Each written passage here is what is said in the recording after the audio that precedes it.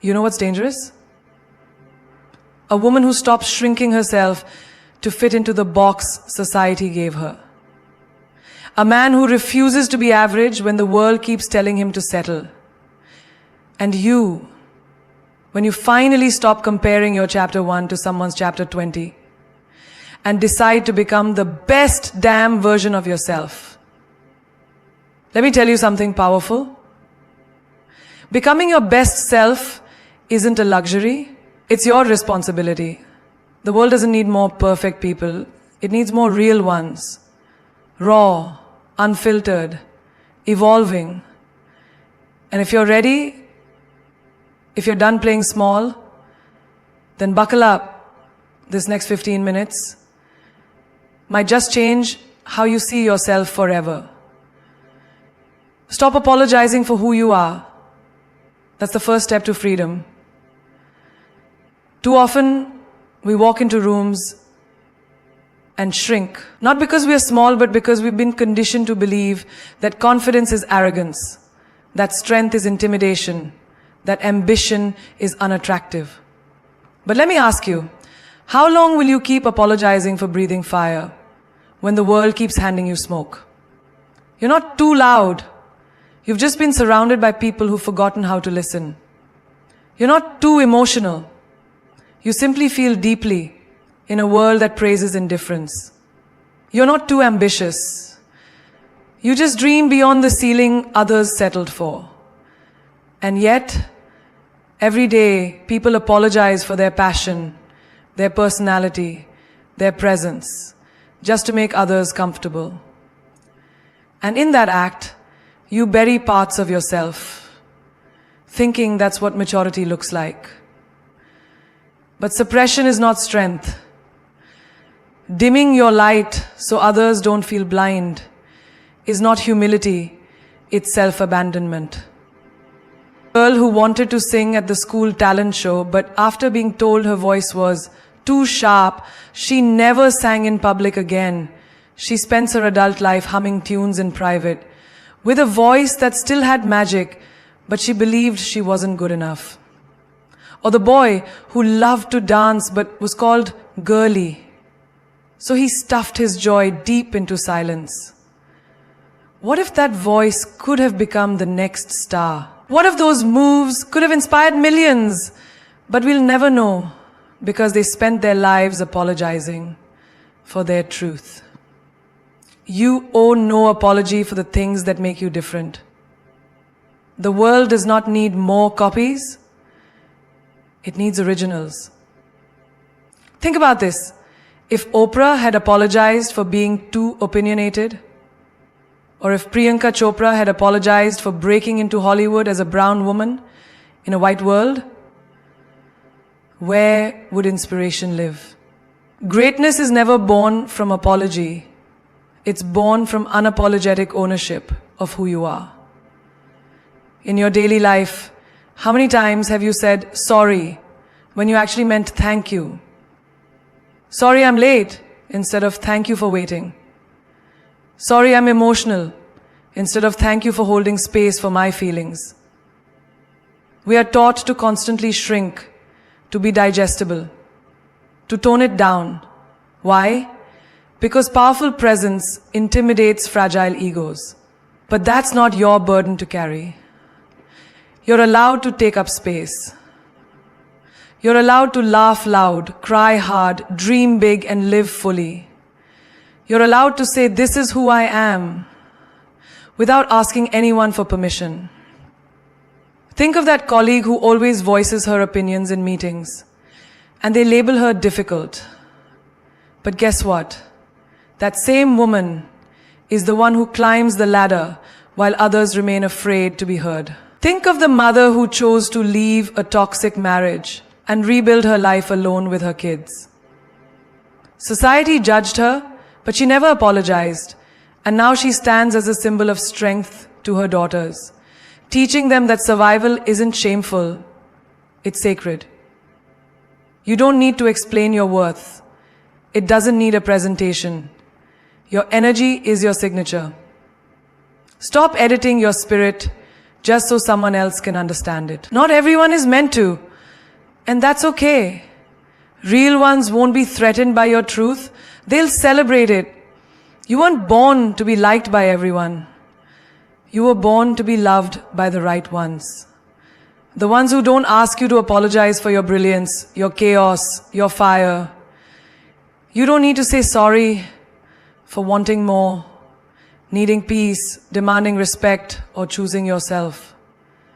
Stop apologizing for being exactly who you are, because your authenticity is your superpower. Say no without guilt, because every time you say yes to things that drain you, you say no to yourself.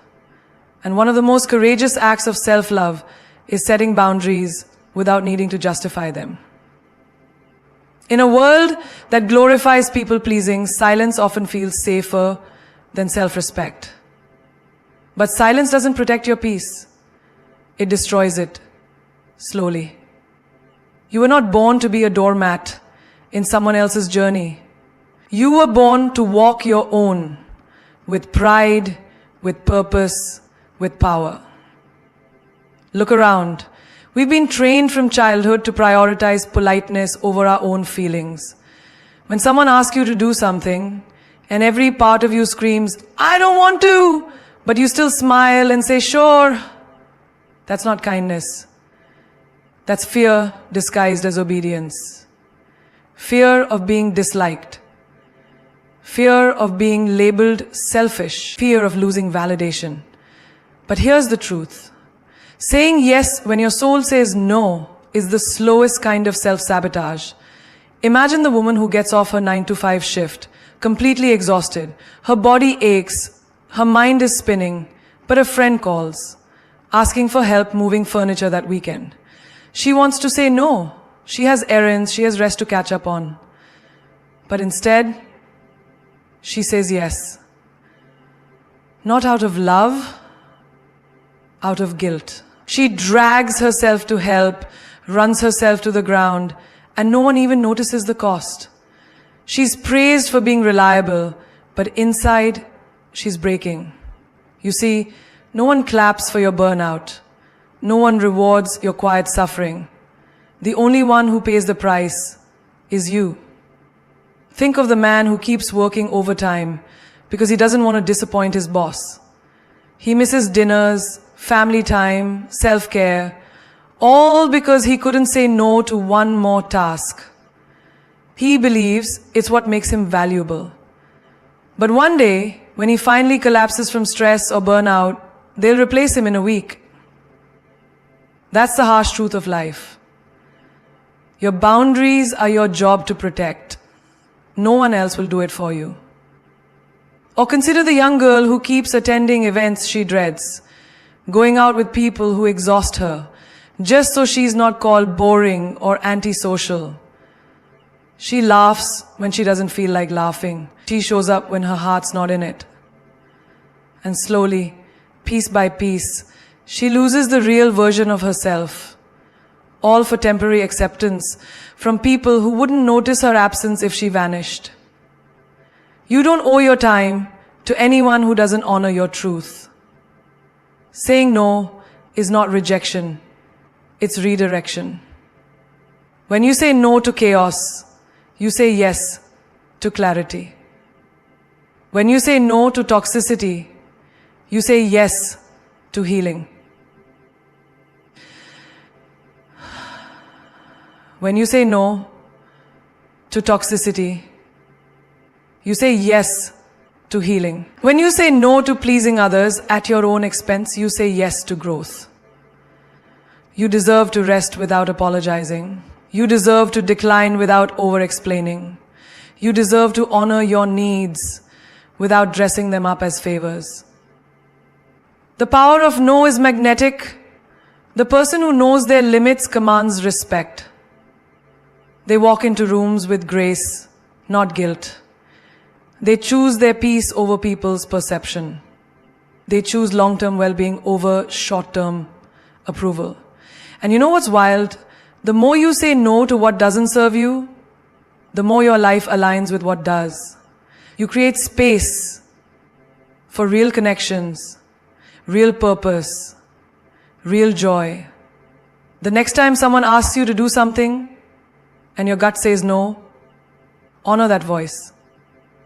The next time you feel obligated to attend, assist, perform, explain, bend, ask yourself, is this costing me my peace? Because if it is, it's too expensive. Your peace is not for sale. Your energy is not a public buffet. You don't owe anyone constant access to you.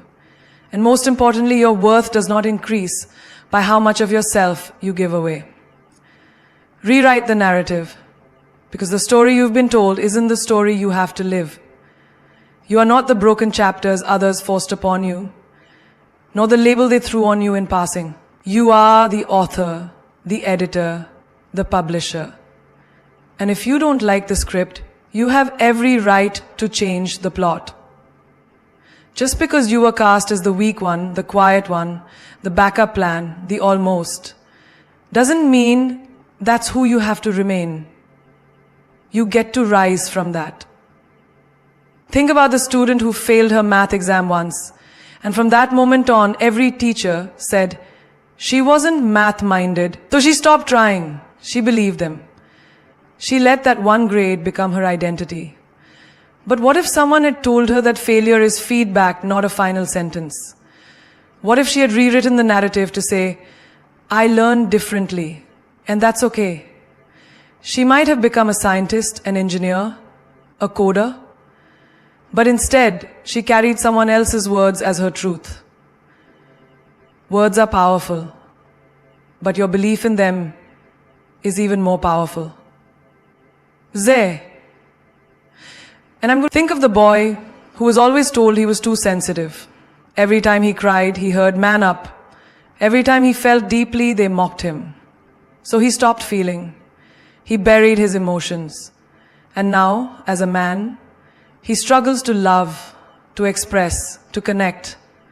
Not because he's cold, but because he was taught that warmth is weakness.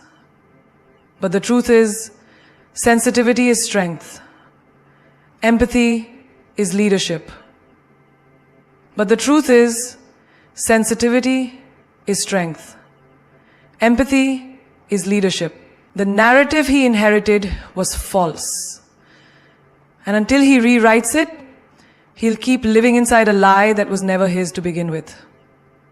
There's a woman out there who grew up being told she wasn't beautiful. Maybe it was a comment about her weight, her skin, her height. And maybe it wasn't even said with cruelty, but it stuck. Room, thinking she has to prove her worth because someone once made her feel invisible. But beauty isn't what the mirror reflects. It's what your energy radiates. She was never lacking beauty. She was just surrounded by people who couldn't see it. Rewrite the narrative. She was never ugly. They were just blind. Then there's the man who came from a family where no one ever went to college. He grows up thinking success isn't for people like him. He doesn't even apply. Because in his mind, doors like that don't open for people like him. But what if he rewrote the story? What if he dared to believe, I may be the first, but I won't be the last? That one shift could change an entire generation. Legacy begins when one person dares to believe a new story is possible. Or consider the mother who left an abusive relationship. People whispered behind her back, judged her strength, questioned her choices. They wrote her narrative as damaged goods, as too difficult to love. But what if she rewrote the story as survivor, not victim, as healer, not broken, as warrior, not weak? Her scars aren't shame. They're proof she fought battles and lived to tell them. Her story is not over.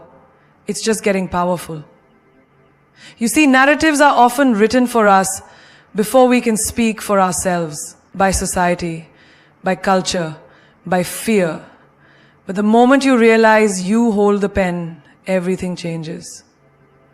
You stop living inside someone else's version of you. You stop trying to fit into a mold that wasn't built for your fire. You stop walking a path that's lined with shoulds and start chasing the musts, the things your soul burns for, the things that feel like home, the things that finally make your life feel like it belongs to you.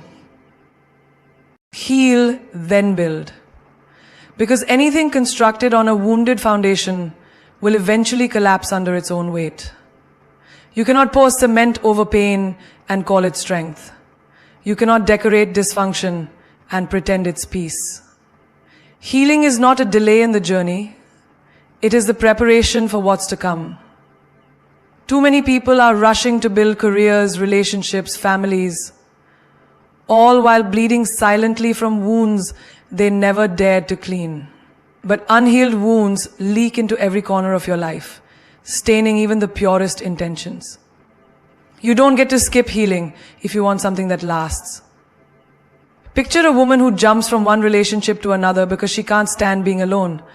She calls it moving on, but what she's really doing is escaping the silence. She thinks a new man will silence the echoes of the old one. But you can't bury your pain in someone else's arms and expect it to disappear. You can't build intimacy without trust. And you can't build trust when your heart is still carrying betrayal like a shadow. Healing doesn't mean you're weak. It means you're wise enough to clean the wound before it infects the entire soul. Think of the man who grew up with a father who never told him, "I'm proud of you." Every accomplishment felt empty. Every goal felt like a desperate cry for approval. He becomes successful on paper, the job, the house, the car, but inside he's still that boy trying to earn love he never received. And so he never feels good enough. Why?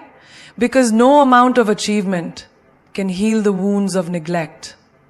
You can't build confidence on a foundation of insecurity. Until you face the ache, you'll always chase validation in places that will never satisfy.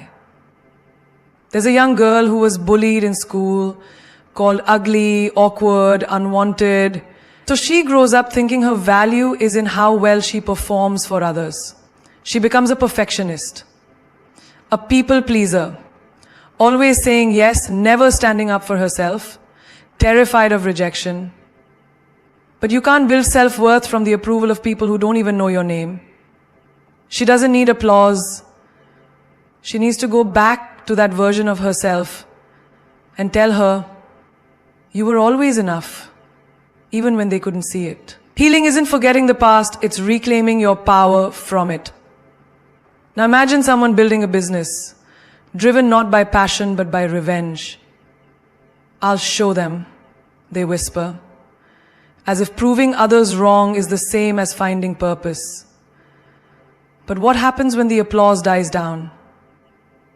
What happens when the them they were trying to impress stops watching? They're left with a life that looks successful but feels empty. You can't build joy on the ruins of bitterness. Healing means you no longer build from pain, you build from peace, clarity, and alignment. And then there's the friend who's always the fixer, the one everyone leans on, the one who gives and gives until there's nothing left. She's praised for her strength, but inside she's drowning. She never asks for help, because once when she did, no one showed up.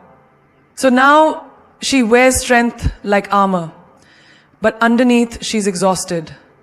She builds walls instead of bridges. But healing would mean letting someone in again, trusting, receiving, resting. Because real strength is knowing when to stop surviving and start thriving. You don't always have to hold the world. Sometimes you just have to hold yourself. Healing isn't a trend, it's a commitment.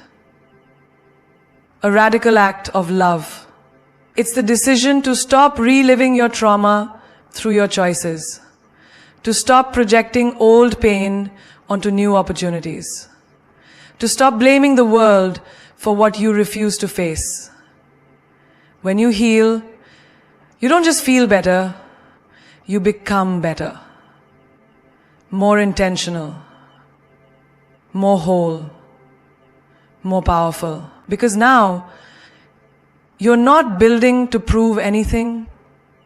You're building because you are finally free to create something that reflects your truth. And transport your truth once again. Because who you surround yourself with will either elevate you or drain you. The company you keep is either feeding your purpose or feeding your distractions. You become like the voices you listen to, the minds you engage with, and the energy you allow near you. If you're always the strongest, most ambitious, most visionary person in your group, it's time to question if you're growing or babysitting. Real growth demands that you outgrow people who are comfortable being stuck. It demands that you love people from a distance while choosing to walk with those who light your path, not block it. Think of the woman who's finally starting her own business. She's got ideas, fire, and drive, but her friends laugh when she talks about her dreams. They say things like, be realistic, or that's not for people like us. Slowly, without realizing it, she starts to second-guess herself. She stops posting her work. She shrinks her vision. Why? Because her environment didn't water her. It choked her. You cannot grow in soil that was never meant to nourish you. Your circle is either your greenhouse or your graveyard. Now picture the man who just started focusing on fitness, health, and mental wellness. But every time he skips a night out to train or read, his friends mock him, call him boring, too serious, or say you've changed. Of course he's changed. That's what growth looks like. But instead of encouragement, he gets resistance. Not because he's doing something wrong, but because he's doing something they're too scared to try. When your growth becomes uncomfortable for others, it reveals who was really rooting for you and who was just clapping until you outgrew them. So, I would like to invite you on this journey to see another path of freedom. To see another path of freedom. To ask yourself this question until you are comfortable with it. Who's really rooting for you? And who are you rooting for? And call him to ask him. Because you feel more powerful when you are. There's so much beauty around you. Then there's the creative soul. The painter, the writer, the dreamer. Every time she shares her vision, her circle tells her to get a real job. They say her dream is impractical, that art won't pay the bills. So she buries her talent, suffocates her gift, and lives in a box someone else built for her. But when she meets a new group of creatives, people who believe in expression, vision, discipline, she flourishes. Because sometimes it's not your talent that's lacking, it's your surroundings that are toxic to it. And how about the person trying to heal, to become emotionally intelligent, to set boundaries? They begin therapy, read books, start journaling, but their circle makes fun of it. They say things like, you're too soft, or stop overthinking everything. That kind of circle doesn't challenge you. Healing is hard enough without being surrounded by people who are allergic to growth. If your circle doesn't make space for your evolution, you owe it to yourself to find one that does. There's also the silent achiever. The one in your friend group who never shares their goals because every time they do, it's met with sarcasm, envy, or passive-aggressive comments. That's not friendship. That's disguised competition. A real circle will clap when you win, not shrink the room to feel taller. A real circle will speak your name in rooms full of opportunity, A real circle isn't threatened by your shine. They adjust their crown and shine beside you. You can't expect to fly when you're tied to anchors.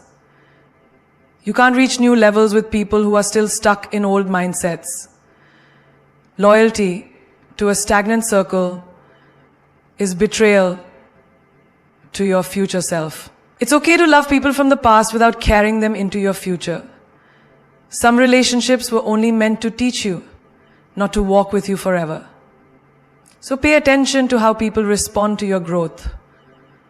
Watch who celebrates your boundaries. Watch who gets silent when you speak boldly about your goals. The people you allow into your space are the architects of your environment. They are shaping your daily mindset, your energy, your beliefs. Choose those architects wisely. Walk like you already belong. Because confidence is not born from validation. It's born from conviction. The world will try to make you feel like you need permission to exist loudly, to dream boldly, to take up space unapologetically.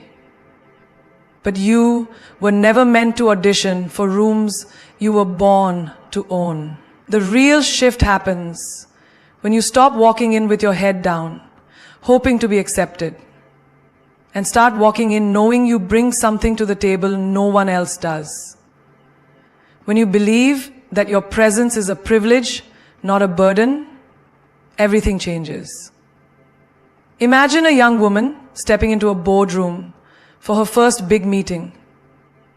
She's surrounded by seasoned executives, mostly men, all older and more experienced. She hesitates to speak even though her ideas are fresh and brilliant. She fidgets with her sleeves, double checks her notes, waits for someone to call on her, but nobody does. Why?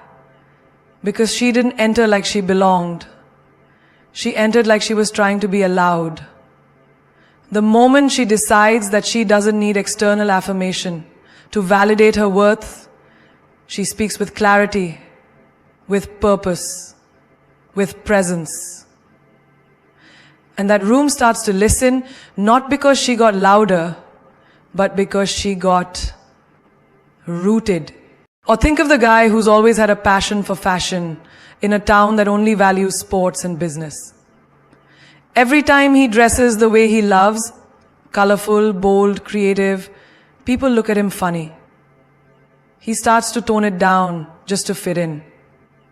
But the day he decides, this is who I am, and walks through that same street like he owns every thread he's wearing, the energy shifts. People don't question his style anymore. They admire his confidence. Because when you walk like you belong, the world starts to align to that energy. Then there's the college student who comes from a small village, now attending a top university in a big city. The first few weeks, she stays quiet in lectures, afraid her accent might make her sound less smart. She watches others raise their hands, speak freely, and she tells herself, they're better than me. But the truth is, she earned her spot just like everyone else. And when she finally speaks, her words carry depth and truth no one else could offer. Because her story, her journey, her lens is unique. And that uniqueness was never something to hide. It was the very reason she was meant to be there in the first place. Think about the artist who walks into a gallery filled with famous names and asks themselves, do I even belong here? But the thing is, greatness doesn't come with a name tag. It comes with belief. Every legend you admire once walked into a room where nobody knew them and still carried themselves like they were meant to be there. Because confidence is contagious. When you walk with certainty, people take notice. Not because you're better, but because you're unshakable in who you are. And what about the woman who was always told she's too much, too loud, too opinionated, too intense? So she spent years muting herself just to be digestible.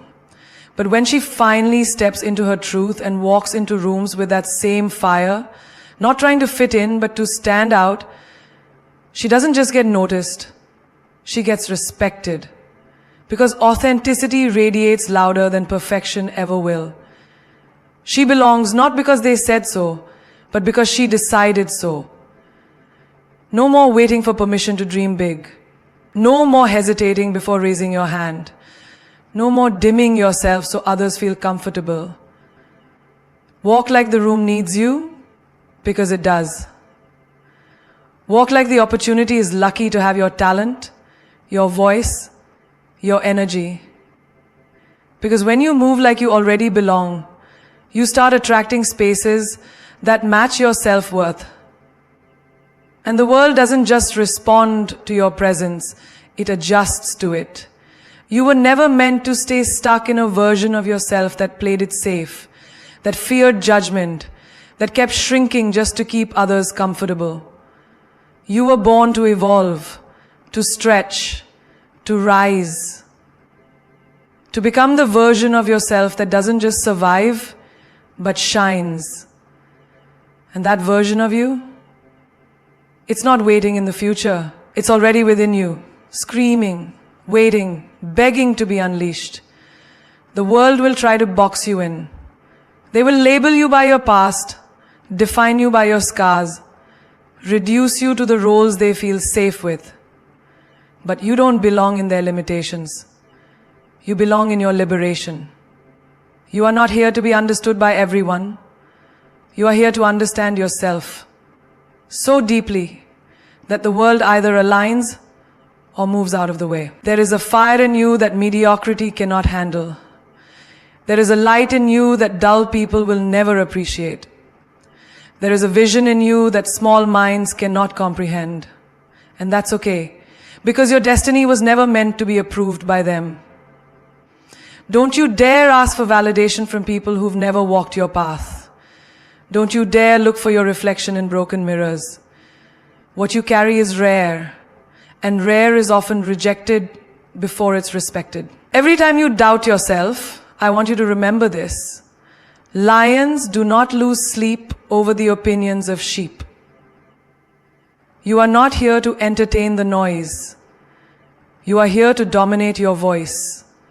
You are not here to be liked. You are here to be legendary. And legends don't beg. They build. They don't chase. They create. They don't follow. They lead. You didn't come this far just to come this far. You came to disrupt, to awaken, to rebuild, to inspire. Your pain was not your punishment. It was your preparation. Every betrayal you endured, every night you cried in silence, every door slammed in your face was not the end of your story. It was the universe rerouting you, reshaping you, refining you. Diamonds aren't made in comfort. Warriors aren't born in applause. Masterpieces are sculpted in solitude. So wear your past like armor, not chains.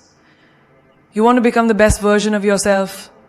Then stop asking for permission to outgrow who you used to be. Let them say, you've changed. That's the point. Evolve so hard they don't even recognize your silence.